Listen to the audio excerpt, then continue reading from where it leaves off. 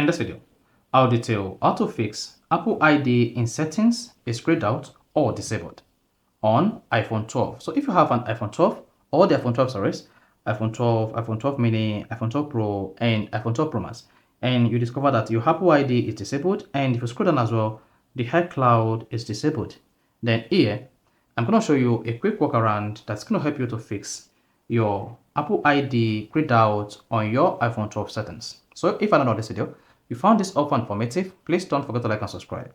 Now to fix if Apple ID in settings is grayed out or disabled, all you just need to do is go to your iPhone 12 settings. On the settings page, you want to scroll down and click on screen time.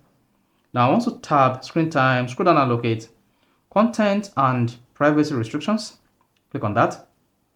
Now ensure that the content and privacy restriction features is enabled. If this is disabled in your own case, you'll not be able to fix your Apple ID or Apple ID account grayed out. Then enable this, and here you have access to alter the settings you have on this page. Now scroll down until you get to allow changes to and locate account and tap it. Once you tap an account, you have two options available here.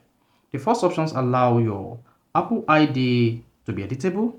Then you can add, remove, and modify account and password on the page. But if it's set to disallowed, your Apple ID settings will be grayed out. And you're not able to disallow changes, you're not able to add, remove, or alter password and accounts on your Apple ID settings. Then go ahead and choose allow. Hit the back button. Then on this page, you should see the Apple ID settings grayed out fixed. And if this failed to come up as expected, just swipe up, close the settings page completely on your iPhone 12, then click on settings again.